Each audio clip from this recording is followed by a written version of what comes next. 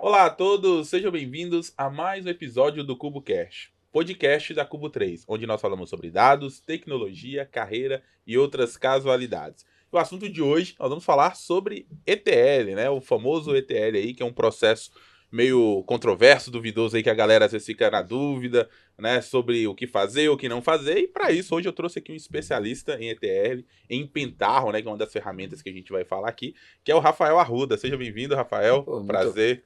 muito obrigado, Naine, pelo convite. Um prazer estar aqui, né? E compartilhar um pouco mais de conhecimento aí de ETL aí com toda a sua comunidade. Bom, para a gente poder começar falando aqui, né, de Pentaho, a gente precisa falar de ETL, né, que é o processo aí que o Pentaho acaba fazendo, né.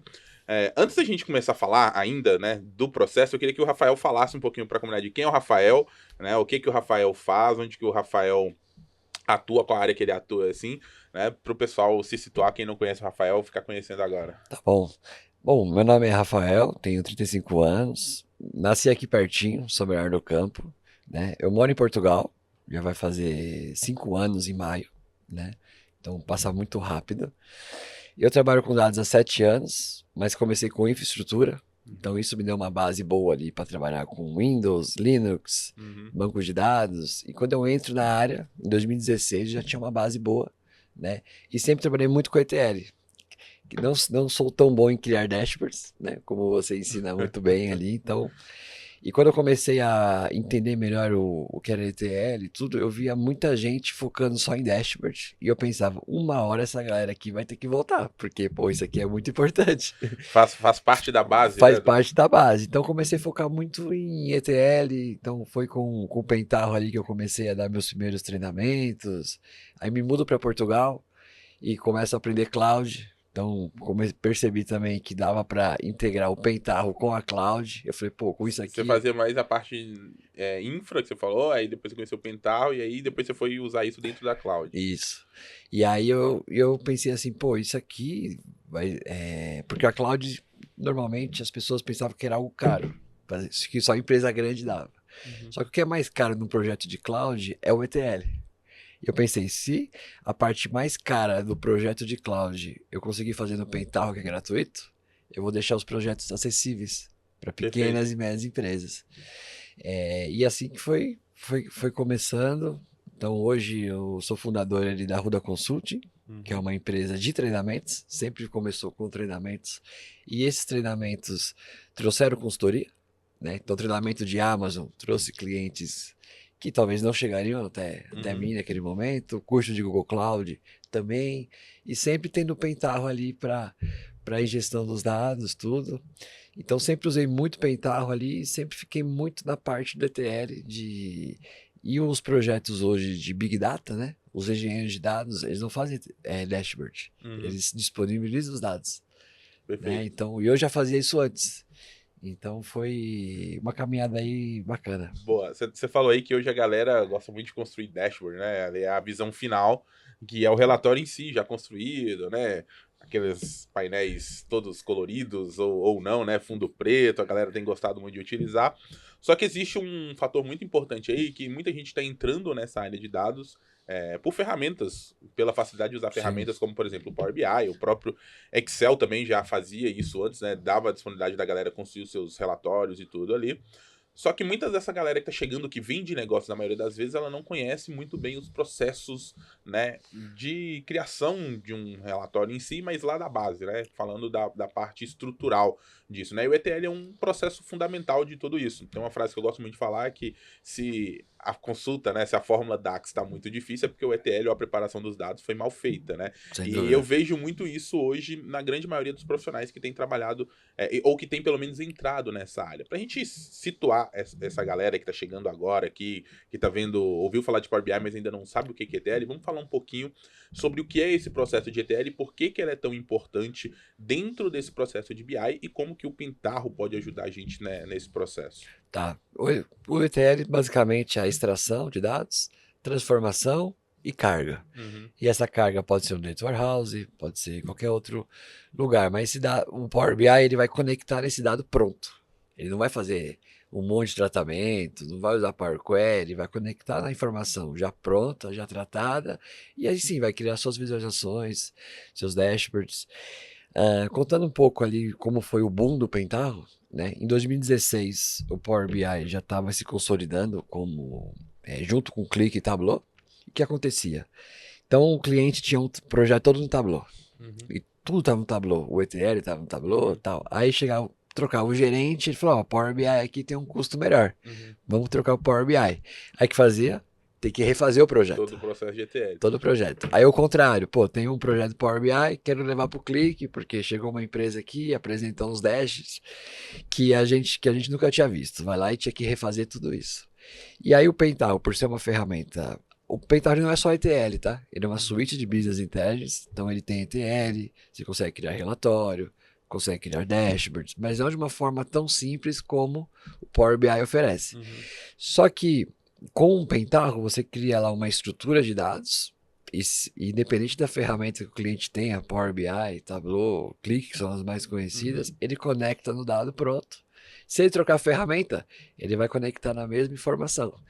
Então, com esse boom que teve de ferramentas, foi onde o Pentaho ali se aproveitou desse momento.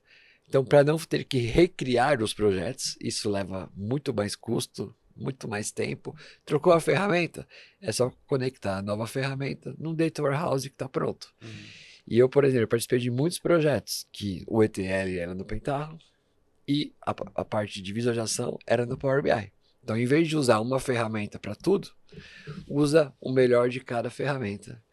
E foi dessa forma ali que eu comecei a participar de muito projeto de BI utilizando Pentaho e Power BI.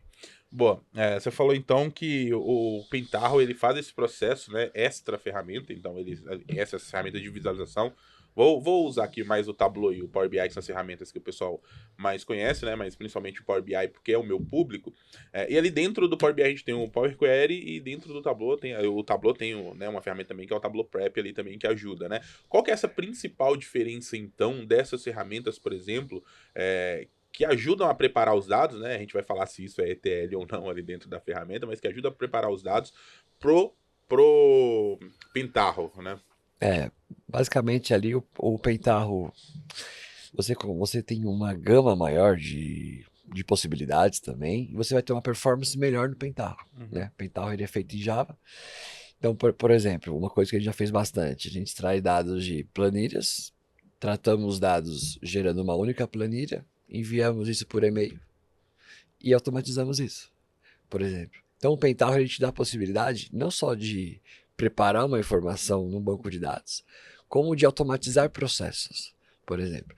E o Pentaho ele vai chegar numa performance que talvez outras ferramentas não vão chegar, porque é uma ferramenta específica para isso. Uhum. Power BI é uma ferramenta de visualização que tem o tratamento de dados. O Uhum. Tableau é a mesma coisa. O Pentaho não, ele é uma ferramenta para preparação de dados. Então ele é voltado exatamente para isso, né?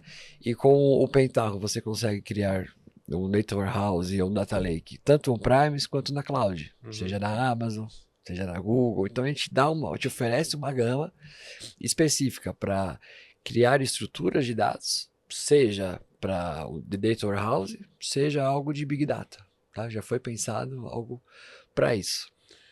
Você falou que ele cria essas estruturas, consegue gerar lá. E onde que essa ferramenta, né, que é o Pentaho, ela roda? Ela acaba rodando localmente, né? Que você falou que o maior custo do ETL na cloud, ela é do ETL, né? Sim. Como é que o Pentaho funciona nesse Você pode quesito? ter uma máquina virtual dentro da cloud e o Pentaho instalado ali. Uhum. Ou ele também pode funcionar via Docker também.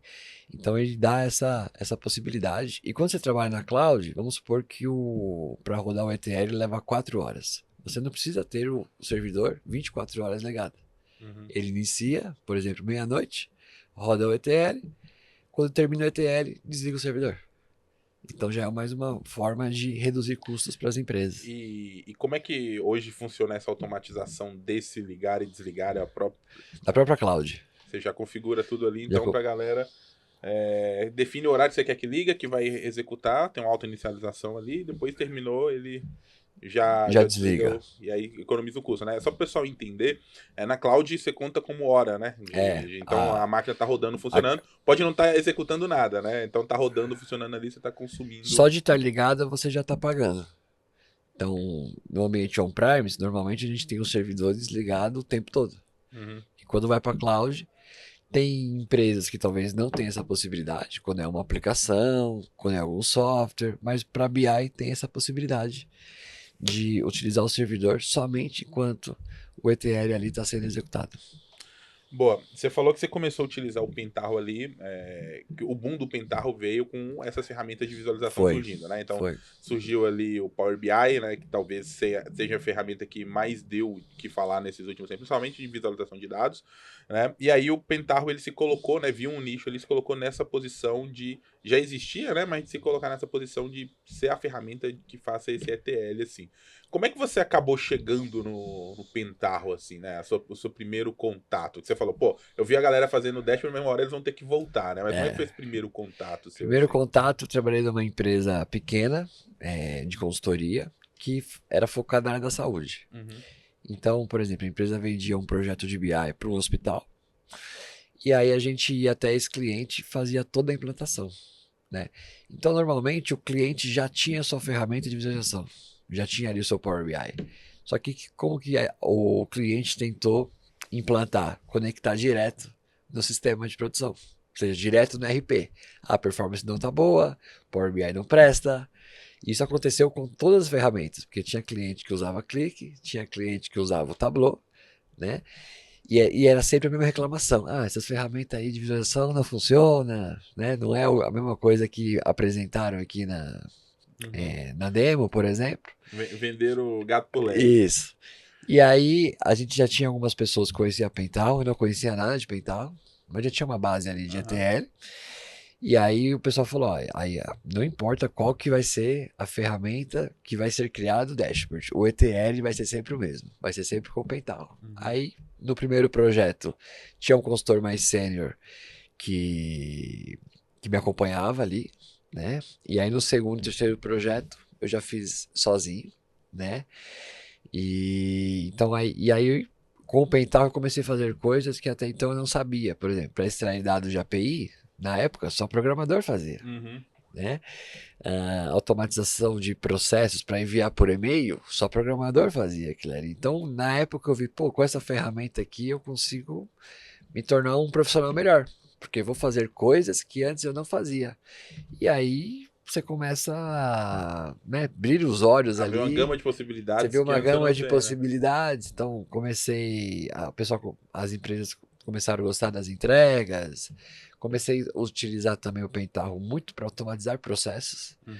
Que a gente chegava em empresa e, por exemplo, a empresa queria um BI, por exemplo, mas toda a operação é manual. Então, ou seja, quem gera os dados para o BI é tudo manual. Preenche uma planilha ou alguma coisa assim? Preenche a planilha ou, por exemplo, teve um cliente de logística.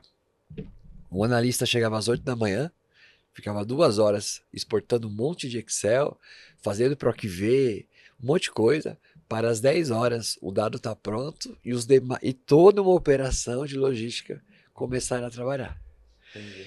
E aí, uma das primeiras coisas que eu fiz ali, eu falei, vamos fazer o seguinte, antes de criar um BI, vamos automatizar o teu processo?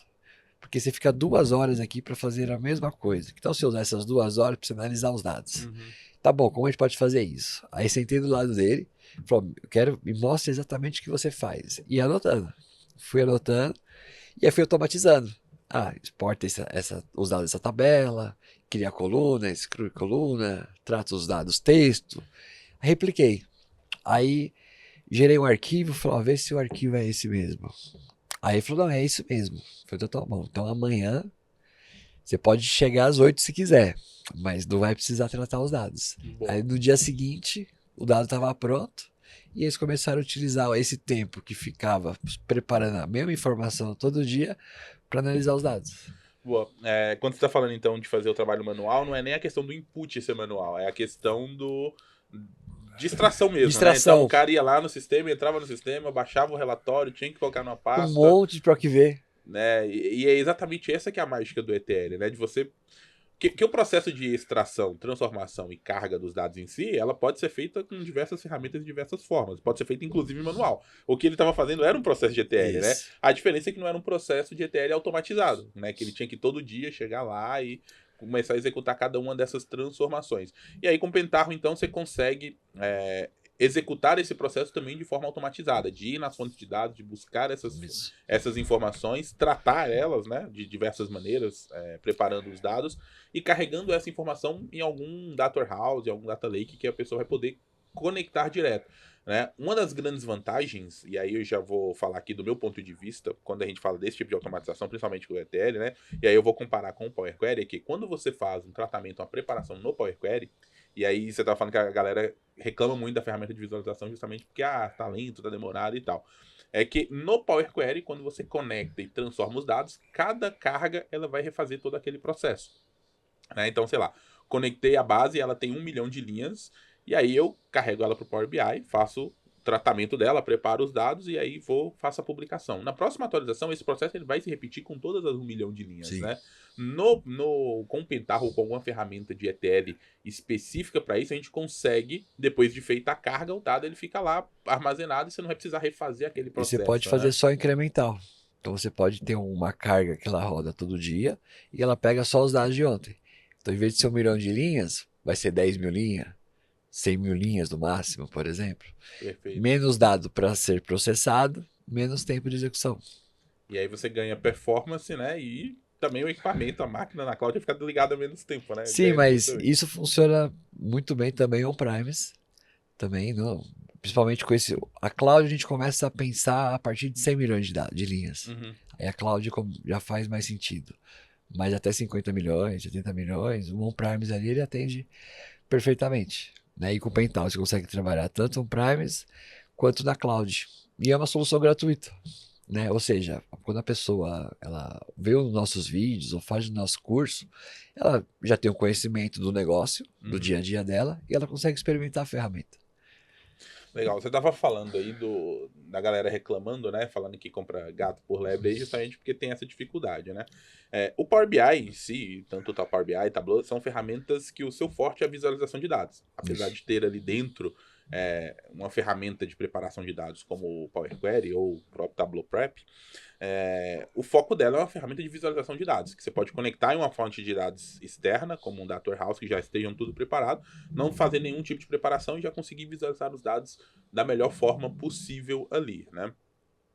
Qual que é a dificuldade, ou para quem que seria isso? Porque, por exemplo, quando a gente fala de utilizar o Power BI para um usuário de negócio, um cara que nunca ouviu falar de dados, um cara que precisa só analisar os dados, montar os seus primeiros relatórios, e ele tem ali um processo que ele faz todo dia, mas que um volume é muito pequeno. Você está falando aí que, a gente vai falar de cloud a partir de 100 milhões de linhas. Mas às vezes o cara analisa tabelas de 50 mil linhas, às vezes o cara analisa tabelas de 100 mil linhas no máximo ali, que estão armazenadas em um arquivo de Excel, mas que ainda assim requer que ele faça esse processo, né? Qual que é o nível ou a curva de aprendizado para um cara que quer aprender Pentaho para fazer esse processo mais pessoal, vamos dizer assim? Pô, eu quero fazer um processo de ETL, mas é um processo meu, não é uma análise que eu faço todos os dias ali e tal. A gente não está falando de um nível de maturidade tão grande, né?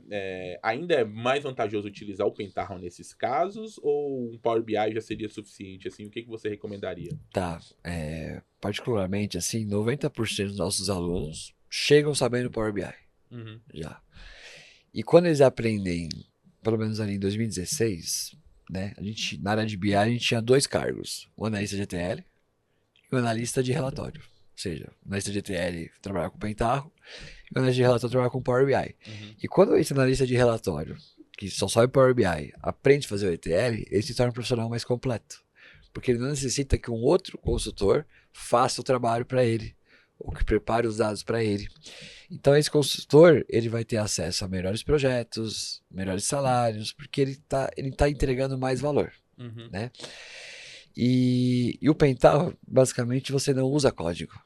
Então ele é muito low code, sabe? Então a curva de aprendizado assim, ela é acho que bem tranquila. Eu costumo dizer que dá mais trabalho instalar o Pentaho do que usar ele. Porque instalar você tem que, por exemplo, tem variável de ambiente, tem que ter o Java instalado, né?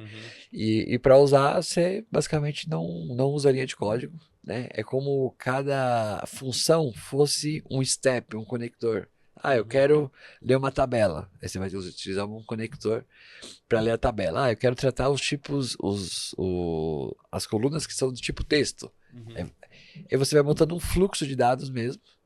E só de você bater o olho, você já consegue saber exatamente ali o que está sendo feito.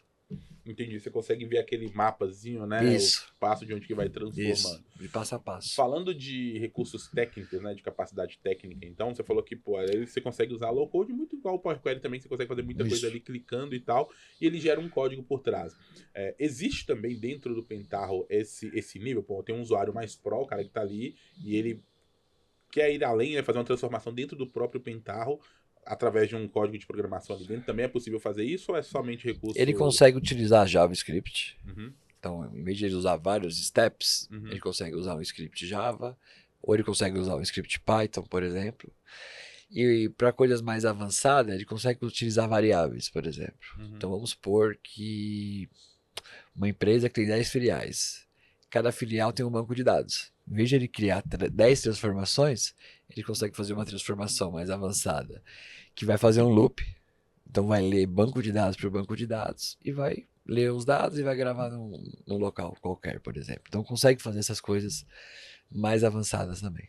Tá, falando de conhecimento, assim, você falou, poxa, eu fui aprender coisas que antes eu não tinha lá, igual, por exemplo, extrair dados de uma API e tal, né?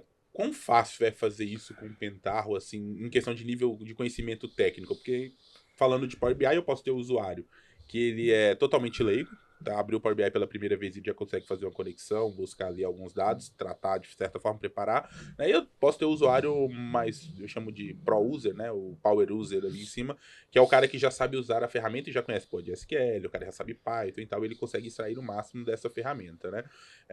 Quão fácil é, por exemplo, fazer uma conexão de API ou outro tipo de informação que seja mais avançada assim na teoria para esses usuários que estão chegando? Tá.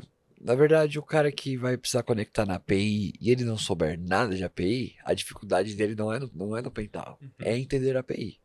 Então a gente sempre indica para ele tentar fazer essa API no Postman, ou uhum, seja, se ele conseguir extrair os dados no Postman, ele vai utilizar esse mesmo padrão para o Pentaho. Agora, se ele não souber fazer isso nem no Postman, não vai ser no Pentaho que ele vai saber. boa.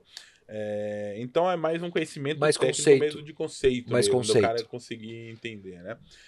De limitação técnica hoje assim, o que você vê que talvez o Pentaho não conseguiria resolver, onde que estaria, ou quais as melhorias que talvez poderiam ser implementadas no Pentaho futuramente, assim? Talvez tenha algo web, por exemplo, que a pessoa não necessite instalar um software em alguma máquina, por exemplo, mas isso é algo mais para cloud, né? Por exemplo, o Azure tem lá o Data Factor, Uhum, né? Que você faz ali um ETL sem ter nada instalado, mas para isso teria que ser um serviço pago, por exemplo. Mas eu acredito ali que a ferramenta ali ela entrega muita coisa hoje já, assim. E no mesmo dia que o Power BI democratizou a visualização dos dados, acredito que o uhum. Pentaho também democratizou essa parte do ETL, porque além de ser low code, e é gratuito, né? Tem uma versão ali gratuita, então acho que democratizou ali bastante. E, por exemplo, antigamente eu só no LinkedIn, né, a gente só via ali muitos dashboards, né, de Power BI.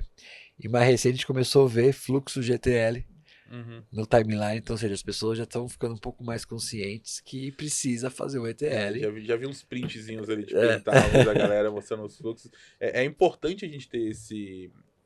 É uma elevação de nível de consciência mesmo da galera, né? é Que uma começa a evolução, trabalhar com dados. E faz parte do processo. Ninguém nasce adulto, né? Então, assim, as sim, pessoas começam por baixo ali e vão entendendo essa necessidade. Foi aquilo que você falou. O cara às vezes já tá lendo no relatório e tal, uma hora ele vai sentir a necessidade vai. e vai ter que voltar lá atrás e fazer o ETL, né? E a gente tem uma responsabilidade muito importante de também ajudar a evangelizar, né? De educar as pessoas sobre a importância de fazer esses processos e que o relatório em si é só o produto final, né? Existem várias etapas que devem ser seguidas ali e que o ETL é uma dessas etapas importantes, né? No meu ponto de vista, né, falando de forma geral, para mim a etapa de ETL é a etapa mais importante Sim. nesse processo porque é justamente a base, né? É onde que você começa E é ali, por onde os dados passam, né? passam e você vai deixar mastigado, né? Eu vejo como se fosse uma mastigação ali para que na hora que você for analisar isso fique mais fácil, né? Porque os dados eles chegam de diversas formas diferentes. Cada ferramenta gera de uma estrutura diferente, são extensões de arquivos diferentes, são arquivos que são disponibilizados em locais diferentes, né? Então é o trabalho do ETL preparar tudo isso e deixar pronto para análise de dados, né? Para facilitar. Então não estrutura ali, que seja fácil fazer essa leitura e agregar as informações, filtrar essas informações de forma mais rápida e prática, né? Que você vê de conceito primordial para o cara que nunca ouviu falar de ETL, já está ali fazendo os primeiros relatórios? O que ele deve voltar, para qual parte, o que ele deve estudar, falando não de ferramental, mas de conceitual, assim? Modelagem de dados. Saber o que é uma dimensão, saber o que é uma tabela fato, como se conecta, né? Por exemplo, o modelo estrela ou o Stein Schema. Uhum. Tá, é o primeiro passo ali para a pessoa fazer um ETL. Porque o ETL nada mais é, ela vai, digamos, vai consolidar isso num banco de dados. Então, no banco de dados vai ter lá as dimensões, vai ter lá uma ou mais tabela fato, mas se ele não desenhar primeiro, ele vai fazer de qualquer jeito, ou seja, ele vai estar fazendo, vai estar alterando ao mesmo tempo. Eu falo para os meus consultores que eu não ligo deles demorarem um pouco em cada etapa. Uhum. Só que quando ele passa por uma etapa, ele não volta. Então, quando eu falo de etapas, eu falo levantamento de requisito, né? Depois modelagem dos dados, ETL e só depois a parte de dashboard. Então, passou da modelagem de dados para o ETL, não volta, porque aquela modelagem de dados o cliente já deu ok. Se tiver alguma coluna ou alguma tabela que não esteja e o cliente validou, isso só vai entrar como melhoria, não entra como um projeto. Porque senão, se a gente não aplica os conceitos, a gente vai estar sempre refazendo, sempre alterando e parece que a gente nunca entrega E pra gente que é aquilo. consultor, isso é uma visão importante, porque quem nunca, né, começou nessa área, pô, vou virar consultor. Aí o cara vai lá, pô, o cliente faz um projeto e o cara tá voltando toda hora Toda hora, e refazendo, né? toda E isso é hora. custo. E aí o cara fala, pô, você cobra X, às vezes o cara cobra por projeto fechado e o projeto nunca acaba justamente por isso, porque o cara às vezes não levanta todos os requisitos necessários, né? A comunicação entre o cliente e você que está entregando o projeto às vezes fica falha ali, e o cliente acha que vai receber uma coisa, você acha que você vai entregar outra, né? E no Não, final das e contas quando, vira um ciclo vicioso, né? e quando o consultor ele trabalha para uma consultoria, ele apanha dos dois lados. Ele apanha da consultoria, que está atrasado o prazo, e ele apanha do cliente, que não recebeu. E se eu estou falando isso é porque eu já passei a experiência que eu apanhei, Faz parte do faz processo também, né? parte. E aí, quando eu entendi ali o poder da documentação, né, num projeto, pô, é como fosse a nossa armadura, né, a documentação. E, pô, isso ajudou demais ali, porque o que acho que eu tinha mais dificuldade era fazer uma estimativa, por exemplo, Aham. né? Toda estimativa, faz uma estimativa de horas, quanto tempo você vai levar tal coisa. Só que se a estimativa não tava de você ficar indo e voltando toda hora Ninguém ali. faz essa Ninguém estimativa faz pensando que isso. vai refazer o trabalho, né? Aí quando tinha a documentação e o cliente dava ok, aquela etapa lá eu não voltava mais. Isso é uma visão até muito boa para quem quer ser consultor, porque eu vejo que pô, eu também trabalhei em consultoria, né? E eu presto consultoria hoje ainda, né? E eu vejo que a maior dificuldade da galera é justamente documentar e definir, né? Pô, esse é o escopo do projeto, a gente vai fazer isso, isso e isso. Isso aqui tá incluso, isso aqui não tá. Até porque quando o cliente, ele sempre volta querendo alguma coisa a mais, né? É Sempre. raro, cara, você tá fazendo um projeto, no meio do projeto o cara fala, pô, e se a gente colocar isso aqui, né? E se isso não tiver documentado lá atrás, e a gente não tá falando só de um processo de ETL, né? A gente tá falando de tudo, né? Desde a entrega desde o início do projeto até a entrega do projeto, né? Tá tudo bem documentado ali, para você ter algo palpável para falar, ó, isso aqui tá incluso, isso não tá, pô, isso aqui vai custar tantas horas mais, né? Porque a galera tem medo, às vezes, até de cobrar mais, né? Pô, o cara tá refazendo o trabalho, falando, Tem. acrescenta isso aqui. Um projeto que era para durar 2 meses, dura 6 e o custo às vezes é o mesmo, né? É, O preço, o valor, o sim. custo não é, né? O custo vai aumentar, mas o Vai. preço que o cliente vai pagar no final das contas acaba não mudando, né? E aí isso frustra muita gente que tá trabalhando, né? Começando nessa área, assim. Quando você entende ali a pessoa entender o poder que isso vai fazer dos próximos projetos, né? Vira algo imprescindível, assim, sabe? Boa. Agora que a gente entrou já nesse assunto de consultoria, né? De projetos em si, Você hoje trabalha, você tá em Portugal, você tem alguns clientes ali que você trabalha, né, prestando consultoria, né? Quais que são as maiores demandas que chegam assim para você? Por exemplo, hoje os projetos são todos na cloud e normalmente é criar um data warehouse. Criar não, migrar, né? Às vezes o cliente já tem ali uma estrutura de dados on-premise, mas não contempla já todas as fontes de dados que necessita. E a gente já faz essa migração trazendo, enriquecendo esses dados. Então, por exemplo, hoje a gente está com 5 projetos, né? 4 são na Google e um é na Amazon. Mas o conceito é o mesmo, né? Basicamente o conceito não muda. E aí a informação chegando tanto no BigQuery ou no Redshift, Power BI conecta nesses dados. Tem alguma, assim, dessas ferramentas de cloud que você acha mais tranquilo de trabalhar? Eu trabalho, assim, hoje tem Azure, né, Microsoft falando, né, mas ali tem a AWS e tal. O Google eu usei muito pouco, assim. Sua Pode preferência até ser um pouco polêmico, eu é vou falar, enviesado, né? tá? Pode ser até um pouco polêmico, mas para pequena e média empresa, o Google é imbatível. É, Imbatível. Chega num custo que nenhuma das outras clouds chega. entendi. E tem, assim, algum motivo específico que você acha que é por causa da estrutura do Google mesmo? Acho que é pelo BigQuery.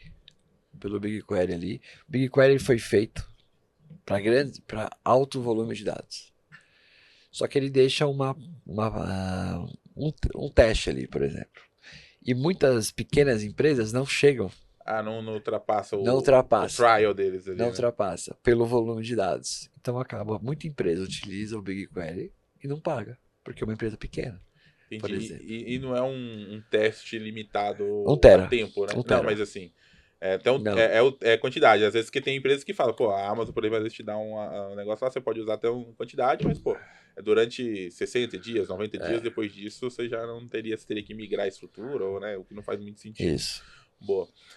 Então, já que o Google é imbatível aí, eu vou testar aí, não Pequena e deu média uso. empresa. Agora, por exemplo, o nosso maior cliente, a gente usa a Amazon, porque aí o Google já ficaria mais caro. Entendi. E como que você vai ter esse discernimento de chegar um cliente, aí você faz as POCs, né? Uhum. Ali. E aí você fala, ó, esse cliente aqui a gente vai por esse caminho. O outro cliente vai para outro caminho. E o Google, diferente das outras clouds, por exemplo, um serviço de ETL. A Microsoft vai ter o dele, a Amazon vai ter o dele e a Google vai ter uns 3, 4. Uhum. Por exemplo. Então, essas 4 projetos que são Google Cloud são arquiteturas diferentes. Agora, se eu fizer 4 projetos com a Amazon, dificilmente eu vou ter 4 arquiteturas diferentes com a Amazon, Uhum. sabe? Entendi. Então, assim, Google talvez é o que a gente tem mais conhecimento, porque a gente pegou mais projetos ali para pequenas e médias empresas. E a Amazon depois ali, onde a gente acaba tendo mais experiência ali. Os consultores até brincam, né? Porque quando eu anuncio para eles que tem um projeto com a Amazon, eles falam, puta, lá vem cilada, né? Tipo, projeto grande ali. Boa. Hoje você tá com quantos consultores aí trabalhando? Hoje estamos com 8 consultores. 8. Bom. Todos no Brasil. Você tá lá e eles estão aqui. Trabalho A remoto. pandemia me permitiu isso. E hoje, assim, qual que é a sua dificuldade, ou falando até de formação, né? Porque tem muita gente entrando na área de dados e tudo. Como é que hoje você faz a captação desses consultores que trabalham com você? Forma lá dentro da sua consultoria mesmo, né? Sua escola, seus treinamentos ali? Você capta no mercado? Como é que Normalmente ali vai 90% ali, vem de alunos já. Então, por exemplo, alunos que acabam fazendo 3, 4 cursos assim, que a gente acaba tendo uma formação mais completa, seja com Pentaho, com Cloud, com SQL. E eu brinco com eles, né? Porque a gente contratou um consultor tem uns 6 meses. E foi um processo rápido, 2 dias. A gente fechou a vaga. Aí ele falou, pô, Augusto, eu nunca participei de um processo tão rápido. Eu falei, mas seu processo seletivo não foi aqui, foi nos cursos ao vivo. Então, nos cursos ao vivo, a gente, pelas perguntas, a gente vê que nível que a pessoa tá, se a pessoa ajuda os outros alunos no chat, né, num grupo do curso. O cara já demonstrava conhecimento. Já demonstrava, antes, né? só que naquele momento eu não tinha ali uma oportunidade para ele. Mas quando veio a oportunidade, já tem ali uns 3, 4 ali, que é os primeiros que vem na cabeça. Mas já contratamos gente de mercado, já, que era algo ali mais específico. Eu ia perguntar isso, assim, em relação a pessoas que vendem no mercado, porque ali você tem um contato mais próximo com quem tá dentro da escola ali, quem tá, né, dentro da empresa ali já, pelo menos estudando, igual você falou, pô, dá pra ver pelas perguntas e tudo, mas o nível de maturidade do mercado em relação a isso, como é que é a sua dificuldade, assim, pra quem tá buscando uma oportunidade, você encontra a galera já mais experiente, menos formada, a galera júnior, como é que tá, assim? Ó, vou contar uma coisa aqui, parece até engraçado. Eu cheguei a contratar pessoas com um currículo muito bom. Você olha o currículo, você bate o papo com a pessoa e não deram certo. E teve pessoas ali, por exemplo, a gente tem um consultor que virou instrutor do curso de SQL, que trabalhou 13 anos com logística, e hoje trabalha com Pentaho, trabalha com Amazon, com SQL. Só que na ocasião ele vinha estudando, então ele já usava na logística Power BI e Pentaho. Uhum, Pô, era um cara de BI já, né? uhum. Por usar Power BI e Pentaho. Tava só no negócios Tava ali, no né? negócio. Uhum. E aí, quando eu dei a oportunidade, ele encarou como uma oportunidade da vida dele. Pô, a gente tem lá uma consultora de Power BI, que trabalhava com gestão ambiental, estava estudando designer e contratamos. Ele encarou o projeto como uma oportunidade da vida dela. Uhum, Então, os melhores currículos encararam o projeto como mais um projeto. uhum, E só porque ele sabe, se não der certo aquele ali, ele tem um currículo para conseguir um outro. E o pessoal que está na área de negócio, mas ela vem estudando, né? Vem e às vezes quer escapar fazer uma migração de e carreira, né? quer fazer uma migração, ela encara aquilo ali como a oportunidade da vida dela. E ela faz dar certo. Né? Uhum, Então, curiosamente, ali hoje no time eu tenho mais pessoas que eram da área de negócio uhum, do que pessoas formadas em TI. Pela essa força de vontade ali que a pessoa demonstrou. Por exemplo, esse caso da que trabalhava com gestão ambiental, fiz a entrevista com ela e ela mostrou algumas portfólio de designer, uhum. tela de aplicativo, site, tal. Aí eu falei pra ela, tá bom, gostei, vou marcar a entrevista com o cliente e na entrevista mostra seu portfólio de designer, porque no time é muita gente de ETL. A gente não tem ninguém ali de visualização de dados Uhum. e como você é designer, eu acho que pode fazer sentido. É que essa menina fez, baixou lá uma base de dados, não sei da onde, e criou vários dashboards no Power BI para mostrar só para entrevista. Ou seja, talvez a pessoa ela não tinha experiência, Uhum. mas na força de vontade, na dedicação de trazer algo diferente, o cliente deu ok e a gente contratou. Isso aí é um portfólio, né, pra É o pessoa, né? portfólio. Porque, é igual você falou, pô, eu vou pegar gente de mercado, às vezes o cara tem um puta de um currículo e aí o cara encara aquilo Mais um. como mais um, né? Pô, tô aqui, beleza.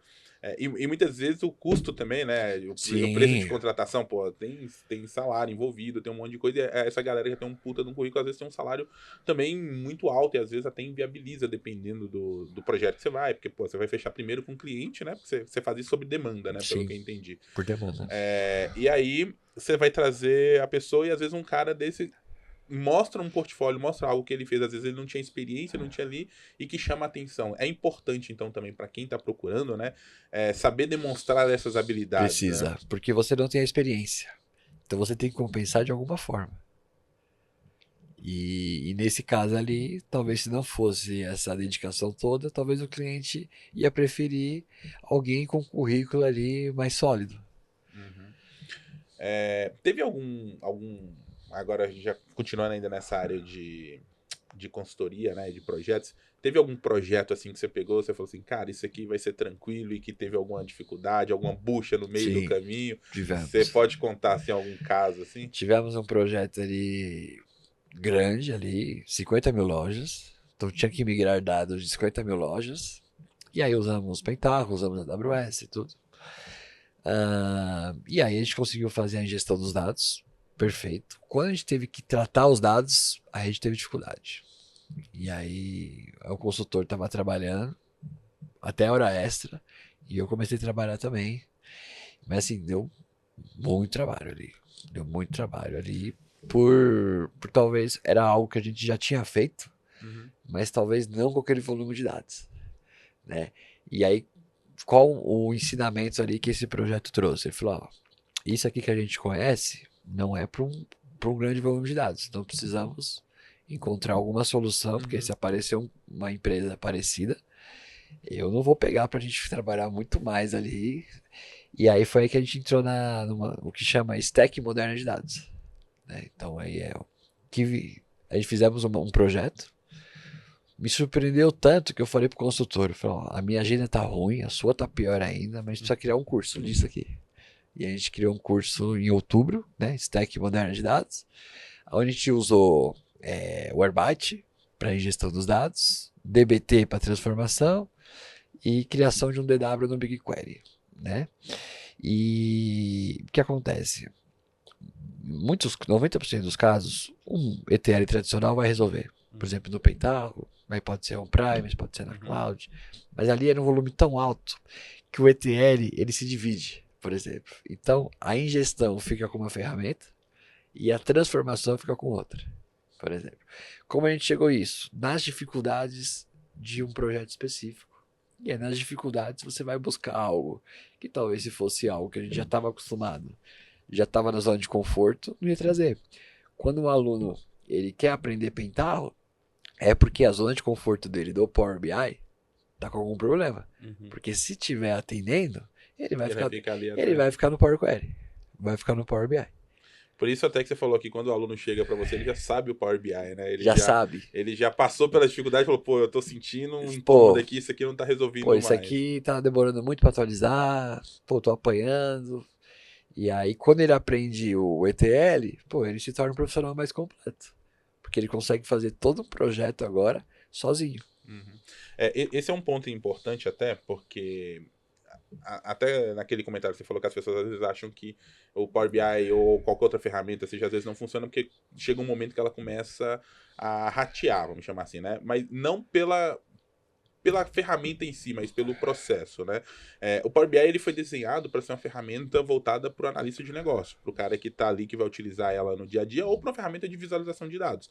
Então ela é uma ferramenta que pode consumir dados que sejam armazenados aí em qualquer local, seja um data warehouse e tenha um volume muito grande, e consegue analisar isso tranquilamente ali, utilizando toda a engine que tem ali, principalmente de consulta, né? Falando de linguagem DAX ali dentro. Só que para carga, para ETL, para tratamento de dados, ela é uma ferramenta que ela foi visada para o pequeno analista, né? Para o cara que está ali dentro do negócio do dia a dia e quer consumir, né? Então, assim, é importante que a pessoa também entenda o propósito da ferramenta, né? Então, assim, não que uma ferramenta seja melhor ou pior do que a outra.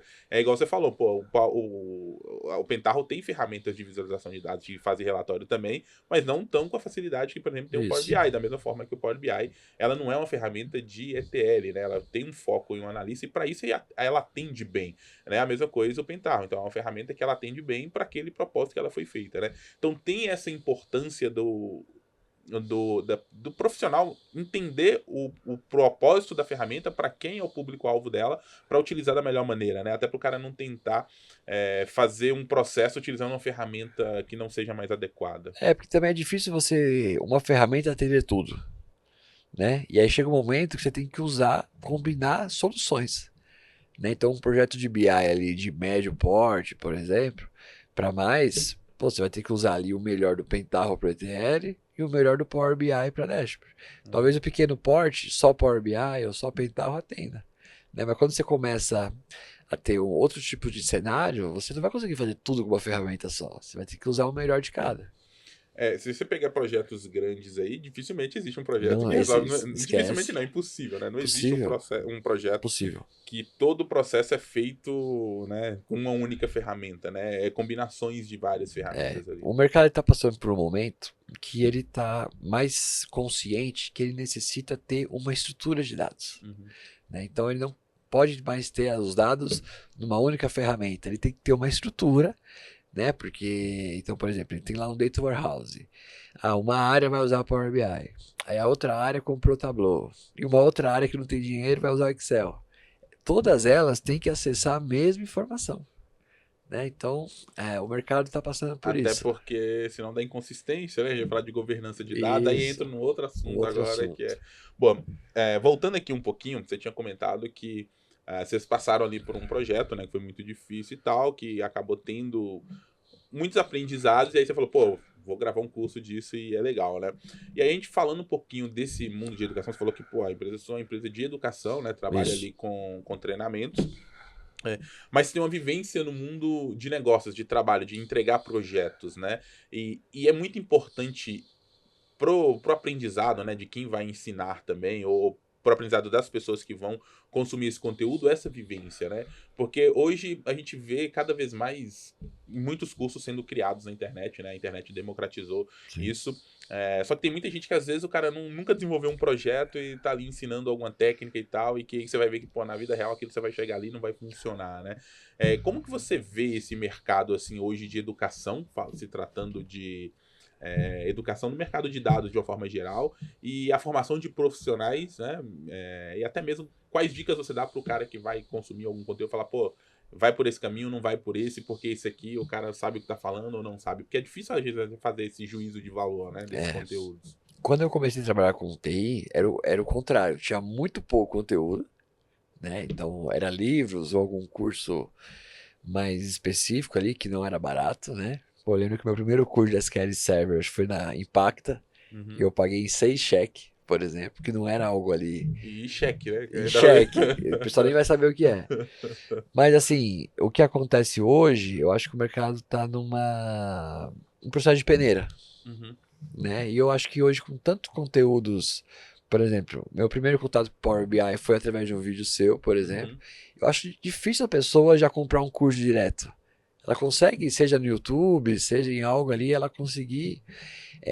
O que eu vejo ali os alunos sempre elogiando, né, nos meus vídeos é a didática, por exemplo. Então, assim, pô, veja um vídeo, porque às vezes você gostou do site da pessoa, mas talvez a didática você não vai curtir, não vai conseguir entender, né? Então a didática é muito importante e pesquise também ali, né? Vê ali se tem depoimento, vê ali se tem as classificações, procura ali se a pessoa ali, ela realmente domina ali aquilo que ela está falando, né? A gente tem muitos casos que a pessoa faz 3 cursos na Udemy e com esse conhecimento ela cria um curso. E às vezes não tem nenhuma vivência E às de vezes tem mercado, né? nenhuma vivência. Por exemplo, eu acho que eu não conseguiria viver só de treinamento e não ter ali alguma vivência em projetos, porque eu acho que esse foi um diferencial. Então a pessoa fazia o curso e ela conseguia implantar aquilo na empresa dele. Por quê? Toda a minha base daquele conhecimento foi de projeto. Então, por exemplo, quando eu criei o curso de Amazon, toda a minha base veio de um projeto na BMW, que era um projeto entre BMW Portugal e Alemanha, Uhum. que eu apanhei muito, porque não. E é a melhor maneira de aprender, E né? apanhei muito, assim, porque, por exemplo, diferente das outras clouds, a Amazon você acaba tendo que mexer mais com a parte de infra, Uhum. liberar acesso a serviço, criar usuário, criar grupo. E eu já tinha uma base de infra e eu já apanhei, né? Cara, Então, eu acho muito difícil aquele painel da Amazon. A não é. AWS, eu sofro com ele. É complexo. E então, assim, eu acho que o primeiro caso é ver se tem algum conteúdo gratuito daquela pessoa ali, né? Seja uma live, seja um vídeo, porque talvez ali numa live ali você já consegue ter uma ideia ali do conteúdo que aquela pessoa ali tá passando e ter que dar uma filtrada, né? Igual e pesquisar, né? A pessoa quando vai comprar uma televisão, ela não compra já no primeiro site, né? Ela faz um filtro ali e tudo. E hoje tem muita demanda, né? Então tem muito curso, né? Tem muito vídeo. E acho que a primeira coisa é saber qual a tecnologia que a pessoa está buscando e procurar as referências daquela tecnologia. Boa. Igual a gente tá falando, né? Tem muita gente criando conteúdo na internet hoje sem uma bagagem de mercado mesmo. De, pô, eu nunca executei um projeto, mas eu vou ensinar o cara a desenvolver um projeto. Eu É, nunca, né? É a mesma coisa do cara assistir um vídeo no YouTube de como andar de bicicleta e querer ensinar sem nunca subir numa bicicleta, né? E eu vejo que é importante realmente a gente fazer esse filtro, ter um olhar mais crítico, né? A gente tá falando de dados, né, pô? Se o cara não tiver um olhar mais crítico de que tipo de conteúdo que ele vai consumir, né? Corre muito risco, às vezes, a pessoa gastar muito, eu não falo nem de dinheiro, é gastar tempo, que é um recurso escasso, o tempo nosso hoje em dia, e acabar não indo pro caminho legal, né? Então é bom a gente ficar atento a bom, isso uma também. dica pessoal, assim, que está começando, que me ajudou muito foi fazer projetos freelancer. Então, eu estava começando a trabalhar na área, né? Então, meu primeiro trabalho foi aqui na Via Varejo, que é em São Caetano, aqui. E eu não conhecia nada de BI, assim, então fui aprendendo. E por 1 ano e meio eu trabalhava 200 horas por mês. Então, ou seja, como eu não tinha talvez o conhecimento que os demais tinham, eu compensava, né? Na dedicação eu levava mais tempo que os outros para fazer.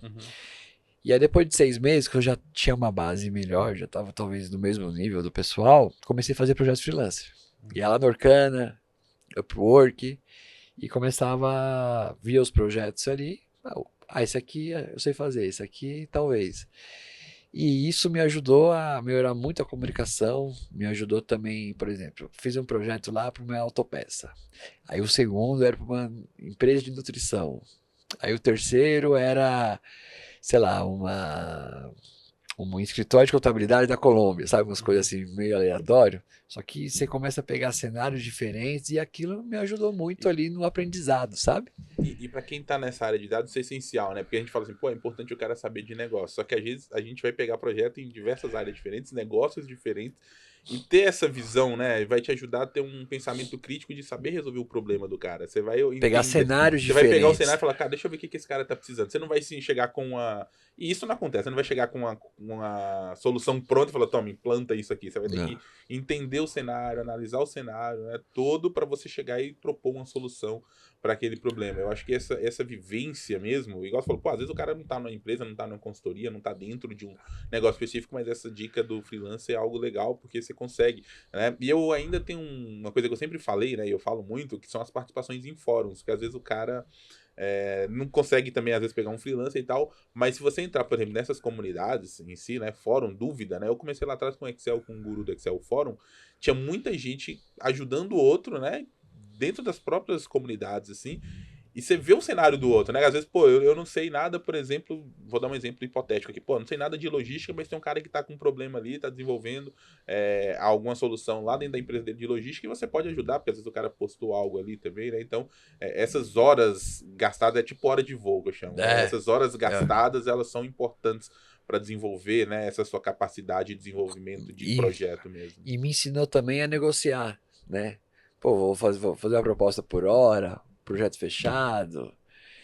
Então, assim, me ajudou demais. Essa é a grande dificuldade de quem quer virar consultor. O cara quer virar consultor, como precificar? Primeiro, cara, se eu abrir aqui meu Instagram aqui, ver pergunta a galera, manda assim, tô fazendo um projeto e tal. Manda eles fazer freelancer, que eles vão aprender. Tô com dúvida aqui de como precificar, né? E isso é difícil mesmo, porque primeiro que o cara às vezes tem aquela dificuldade que você falou, como é que eu metrifico minha hora? Como é que eu vou, né, fazer uma previsão de quanto tempo eu vou gastar para desenvolver um projeto ali? E aí às vezes o cara começa por ali. Aí às vezes ele estima hora de mais, hora de menos. Aí às vezes o cara estima hora de mais, ele quer cobrar hora mais barata para o projeto não ficar caro. Aí no final às vezes é melhor fazer, né, por preço fechado, né? Você também passou por essa dificuldade. Passei. E tudo é hora. Porque se você faz um projeto fechado, você vai calcular aquilo. Depois, projeto fechado aqui, quantas horas eu vou estimar? Tudo é hora. O ponto é que vamos dizer assim, é o risco a mais aumento que você está correndo, né? Então, se você estimou errado, quando você faz o projeto fechado, né, fica difícil. E para quem está começando, por que é tão difícil estimar? Porque vamos supor que ele não fez nenhum projeto. Como que ele vai estimar algo que ele não fez? Então, assim, o freelancer me deu essa bagagem. Então, às vezes, tinha projeto lá de 10 horas, projeto lá de 1 mês, por exemplo, projeto até de 3 meses. E aí você vai aprendendo a estimar, você vai tendo portfólio, para quando você for para uma entrevista, mostrar o portfólio. Então já teve entrevista que eu mandava o meu perfil do Orkana, por exemplo, e tinha lá vários feedbacks ali dos projetos. Então tudo isso ajuda, né? Mas a parte de comunicação, de você lidar, por exemplo, com o diretor de uma empresa, gerente de outra, e o que me ajudou muito foi ver como que o dono do negócio pensa. O que ele precisa. E todos conhecem o negócio. Por exemplo, o valor, o faturamento do mês tal deu tanto. Ele já sabia que estava errado. Por exemplo. Então, o que eu fiz foi automatizar, né? Deixar algo mais automatizado. Mas você não vai ensinar um negócio pro dono, né? Você vai facilitar o trabalho dele, por exemplo. Então, assim, me ajudou muito mesmo ali, muito. Até porque não tem quem conheça melhor o negócio do que o Não próprio tem. dono, pelo menos deveria, né? Não tem. Então, o que a gente faz mesmo é só mostrar o caminho das pedras ali do que fazer, né? Eu Ou fiz como facilitar a vida, né? isso, eu fiz alguns para América Latina, então já fiquei com o espanhol melhor também, sabe? Então, No final das contas é tempo de voo mesmo, é né? tempo de voo. É horas de execução e pronto, né? Isso vai ajudar. Você estava falando aí da comunicação, né? Entender também como se comunicar com os gestores, com o dono da empresa e tudo. E é um processo importante porque tem muita gente que às vezes é muito boa tecnicamente, tem essa dificuldade, né? De se vender, Tem. de saber como se comunicar, de como ir para falar de um projeto ou até mesmo, né?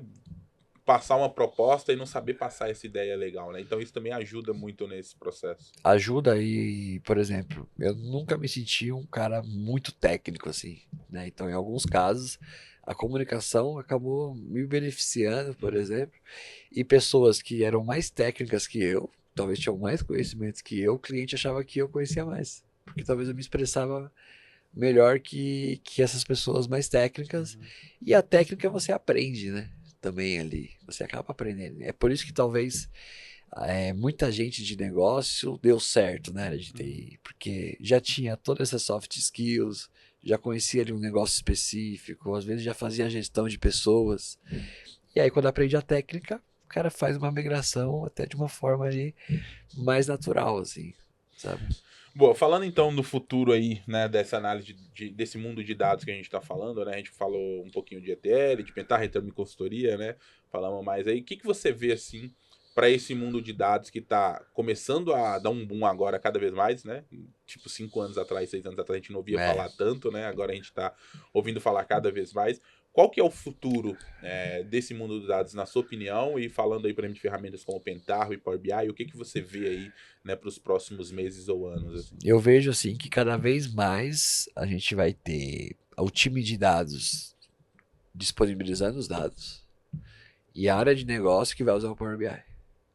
Nos próximos anos eu não vejo uma empresa assim ter um time de dados para criar dashboard, mas sim cada setor ter um usuário, um key user, né, que a gente fala aí, que conhece o negócio, conhece a ferramenta e acaba criando. Por que isso? Porque as fontes de dados estão cada vez são maiores ali, então a gente tem banco de dados, arquivo, API, web scrap, né? Então, muita coisa ali que o time de dados vai focar mais em disponibilizar os dados. Então, normalmente a gente fala que são os engenheiros de dados. Eles criam a plataforma de dados, dão manutenção naquela plataforma, e as áreas de negócio vão ter autonomia para conectar nesses dados e fazer suas próprias análises. Isso é algo que já acontece, Uhum.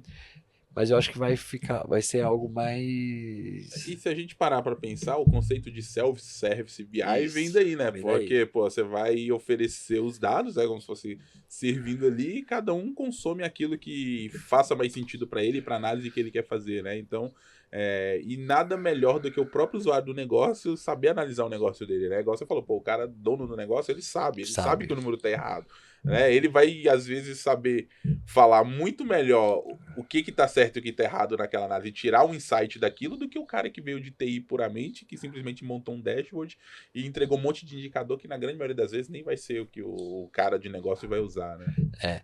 Tem um cliente nosso novo aqui que a gente tá uns 6 meses, a gente vai fazer o projeto piloto. Uhum. Então a gente tem um engenheiro de dados lá que acessa os dados do SAP, do RP e disponibiliza esses dados aí no Data Warehouse. E a gente vai ter um analista de dados pro comercial, que vai olhar somente o comercial. Uhum. Aí, cliente gostando, a gente vai pegar o analista de dados para financeiro e um para compras. E eu acho que isso pode ser algo para o futuro ali, sabe? De você ter analistas de dados que olham só aquele setor, por exemplo, ou que seja um key user, por exemplo, e ter o time de engenharia que disponibiliza a informação e esses analistas de dados ali vão analisando os dados, vão criando seus relatórios, vão automatizando seus processos, sabe? Eu acho que é algo que pode É, caminhar, né, por essa linha. cada vez mais os times vão ter que trabalhar integrado, né? Tipo, engenharia, né? Análise de dados ali. A Sim, gente tem ciência de dados, esse meio aí que já veio também, que já é um outro assunto também, mas assim, você vê a integração desses times cada vez maior, então, assim, E cada trabalhando vez entre eles. mais os setores olhando ali para análise de dados de uma forma, não só como um dashboard, Uhum. mas sim como algo que faz parte da operação mesmo. Perfeito.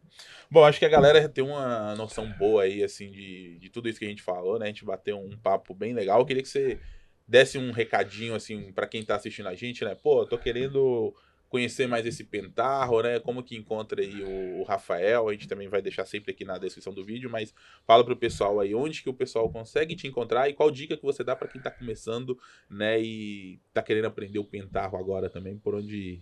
Qual caminho seguir? Boa, bom, as pessoas conseguem me achar tanto no LinkedIn quanto no canal do YouTube. O YouTube tem muito vídeo lá de Pentaho. Vai para as lives, então lá tem lives de 2 horas de Pentaho, né? Então ali é um bom começo porque você vai ver exatamente ali como funciona o processo de ETL, utilizando o Pentaho aí na prática, né? E então comece por aí, que muitos alunos começaram por aí, né? E aproveite o Pentaho porque é gratuito. Boa. Rafael, então eu vou até fazer um convite aqui já depois pra gente gravar uma live também pra galera aí no meu canal lá pra falar um pouquinho de Pentaho, te mostrar a instalação também da ferramenta, né? Já que você disse que é o mais difícil, É, uma, vamos é, começar pelo mais difícil, né? Que é é, instalar. é mais difícil instalar que utilizar. Boa. Velho, brigadão, foi um prazer tê-lo aqui, assim, sempre bom bater um papo com pessoas assim da área de dados, poder ter uma visão diferente, né? Não falar só de Power BI aqui, que é o assunto principal que eu falo, a gente sempre cita o Power BI aqui no final das contas, mas é muito legal a gente poder ouvir falar sobre outras ferramentas, trazer para cá e também, né, fica convite aberto aí para você voltar aqui sempre que quiser, a gente poder trazer mais sobre o Pentaho pra galera aí. Tá bom, um prazer aí Prazer. e satisfação estar aqui contigo Show, valeu. e com todos vocês. Pessoal, para você que está assistindo a gente aqui até agora, ó, não esquece de deixar o seu like aqui embaixo, tá bom? Se estiver ouvindo a gente pelo Spotify, avalie o nosso episódio aí com 5 estrelas. Isso ajuda a gente a divulgar cada vez mais o nosso conteúdo e trazer conteúdos cada vez mais relevantes para cá. Um grande abraço e a gente se encontra no nosso próximo episódio. Valeu e tchau, tchau.